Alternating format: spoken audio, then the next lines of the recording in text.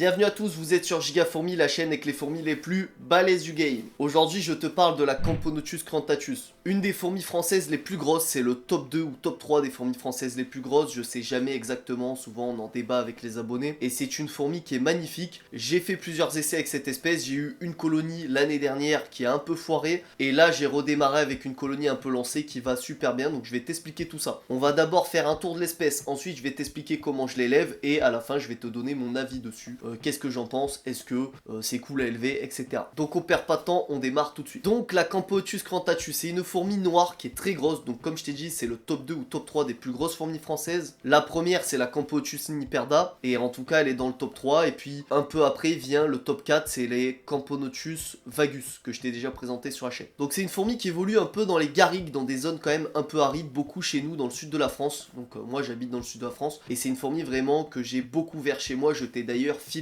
des colonies en nature. Et il y a une colonie assez développée autour de chez moi, pas loin de chez moi, même pas une heure de marche. Et dès qu'il a un peu plu, quelques jours plus tard, pendant quelques jours, elles vont faire que creuser le nid, sortir de la terre fraîche. C'est très joli à voir, elles sont vraiment très belles. Et on peut observer des majors qui ont vraiment des grosses têtes, etc. C'est vraiment sympa. Donc c'est une espèce voilà, qu'on retrouve beaucoup dans le sud de la France. Je pense qu'il y en a pas mal aussi en Espagne. Je vous mettrai une photo de HuntMap. Mais en tout cas, je sais que chez nous, dans le sud, on en a beaucoup. C'est une fourmi qui est très agressive quand même sur la récolte de nourriture. Elles vont récolter plutôt en petits groupes d'ouvrières. Elles vont pas faire un recrutement massif comme on peut voir chez beaucoup d'autres de mes fourmis comme les fédoles. Elles vont chasser à 2-3 ouvrières pour récolter la nourriture parce que c'est vraiment des fourmis qui sont mastoc et du coup elles arrivent en effectif assez réduit à récupérer la nourriture. C'est une espèce qui est très très active, on va le voir après en élevage, c'est très sympa, même les petites colonies sont quand même assez actives. Et donc voilà à peu près pour le tour rapide de l'espèce, on va passer à l'historique de mes colonies, quelle expérience j'ai avec ces fourmis. Donc j'ai eu d'abord une première colonie de cette espèce, c'était une reine que j'avais trouvée moi-même, je vous l'avais filmée, je vous mettrai une vidéo où je vous présentais des fondations de Camponotus et dedans, dans cette vidéo, il y avait une fondation de Camponotus crantatus. Donc j'avais trouvé une reine qui avait encore les ailes mais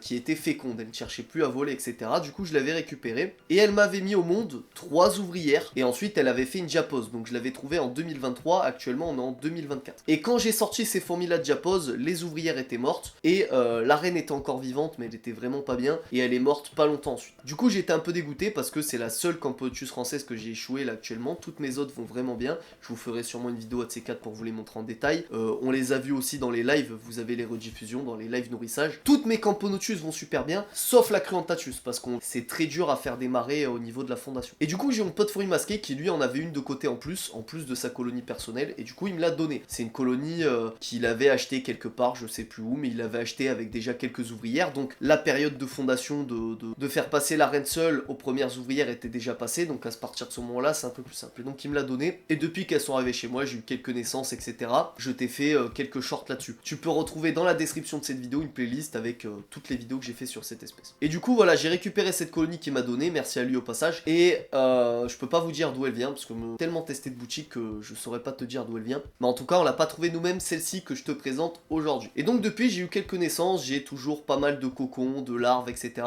On verra pas super bien parce qu'elles sont dans un tube, du coup j'ai pas pu te faire des plans macro parce que ce tube-là est posé dans une aire de chasse dans une boîte. Et donc écoutez, là on est au début de la colonie, on va voir ce que ça donne ensuite sur les prochains mois. Voilà, je te ferai un suivi, donc c'est l'occasion de te présenter cette colonie dans une vidéo longue. Au niveau de la population de cette colonie, quand Fourmi Masqué me les a donnés, j'avais moins de 10 ouvrières, je sais plus exactement combien, il faudra regarder dans le short. Et là je suis à une quinzaine, j'ai eu quelques naissances. Donc c'est sympa, ça marche bien, ça a démarré direct, je suis content. Alors au niveau de l'installation et des conditions d'élevage, j'ai fait vraiment l'installation la plus simple possible si ça peut vous inspirer. Souvent vous voyez dans mes vidéos que je prends des aires de chasse stylées, etc. Mais c'est pas obligatoire. Le plus simple et le plus efficace avec les fourmis, c'est un tube de fondation. Donc c'est la chose dans laquelle elles sont actuellement, c'est un tube à essai avec une réserve d'eau et du coton qui sépare l'eau et l'habitat des fourmis. Ça permet en fait de diffuser de l'humidité dans le tube et donc d'hydrater les fourmis qui vont s'hydrater par capillarité, par la peau. Grâce à l'humidité ambiante, ça permet aux fourmis de s'hydrater et d'hydrater le couvain. Du coup, l'installation la plus simple, c'est vraiment un tube de fondation posé ou relié à une aire de chasse que tu fabriques dans une boîte en plastique. L'aire de chasse, j'en parle souvent dans les vidéos, c'est l'endroit dans lequel elles mangent et émettent leurs déchets. Ça, c'est très simple, ça coûte quasiment que dalle et c'est efficace avec quasiment toutes les fourmis. Donc c'est ce que j'ai fait avec celle-ci. J'ai pris une boîte en plastique, il y a un petit couvercle découpé dessus, j'ai mis dessus de l'anti-évasion et là j'ai posé le tube dedans. Donc j'ai mis un insert à l'entrée du tube qui permet de maintenir le tube en place et aussi de réduire l'entrée du tube, ce qui rassure les fourmis, ça fait une entrée un peu plus petite que si je laissais le tube ouvert comme ça. Et ça évite que le tube roule dans tous les sens, ça le maintient en place et ça fait un petit pont aussi pour aider les fourmis à rentrer. Je vous avais montré dans le guide Messor Barbarus que vous pouvez aussi maintenir le tube en mettant un élastique et un cure-dent passé dedans, ça évite que le tube roule. Donc l'air de chasse, je t'en ai parlé, c'est très facile, c'est une boîte en plastique avec de l'anti-évasion. Au niveau de l'anti-évasion, j'ai mis de l'huile de paraffine, ça s'achète en pharmacie,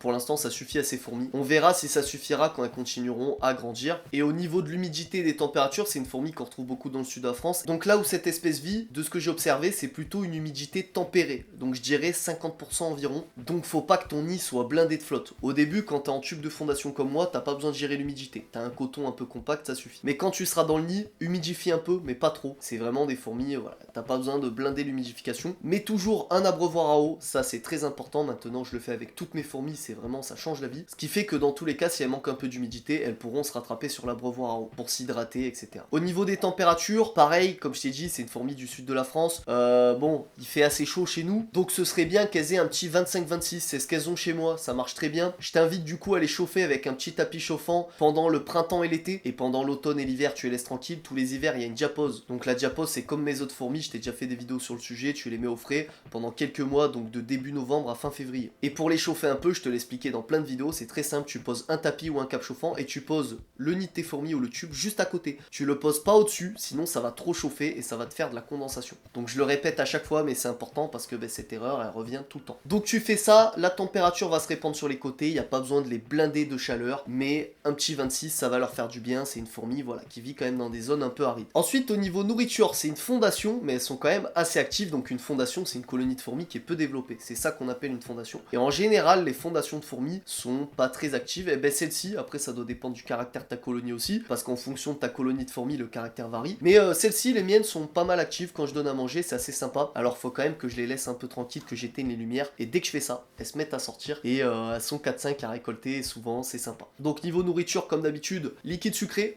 fait maison, donc je fais des mélanges de sirop bio, avec de l'eau, sirop de fraise, sirop de pêche, sirop de ce que tu veux, et tu varies de temps en temps d'une semaine à l'autre, d'un mois à l'autre, tu changes le goût, et ça permet de varier l'alimentation pour la santé des fourmis. Ensuite, très important, des insectes, comme d'habitude, hein, c'est la même chose que d'habitude. Tu les coupes en deux pour les petites colonies, ça facilite l'accès à la chair. Si tu donnes l'insecte en entier et que tu as 5 ouvrières ou même 30 ouvrières, des fois elles ont un peu de mal à le découper. Et donc insectes d'élevage morts, c'est vrai qu'en ce moment dans les vidéos je le précise pas trop, mais pour la plupart des fourmis, sauf en général les ponérines, tu donnes tes insectes morts, sinon ça les stresse. Ça les stresse, tes fourmis vont pas kiffer. Il y a des nuances à avoir parce que tu as certaines colonies de fourmis, cette espèce saurait pas te dire, mais quand tu as 3-4 000 ouvrières, tu peux donner un insecte qui a 3 pattes qui bougent, c'est pas grave, elles vont s'en occuper, tu vois. Mais la plupart de vos colonies, vous avez moins de 1000 ouvrières, et encore quand je dis 1000 ouvrières, je suis gentil, en général vous avez moins de 50 ouvrières. Donc ne donnez surtout pas d'insectes vivants parce que vous allez stresser vos fourmis et vous risquez de les tuer. Donc insectes d'élevage morts, coupés en deux, tu donnes ça plusieurs fois par semaine au début de ta colonie. Quand elles sont vraiment pas beaucoup, tu donnes qu'une fois par semaine pour pas les stresser, et dès qu'elles commencent à partir un peu comme la mienne, là tu peux donner 2-3 fois par semaine, elles vont s'éclater. Souvent sur les jeunes colonies, tu ne les verras pas manger, ça c'est un truc qui revient souvent, tu verras pas tes fourmis récupérer à manger parce que les petites colonies, les fondations le font la nuit, ce qui fait que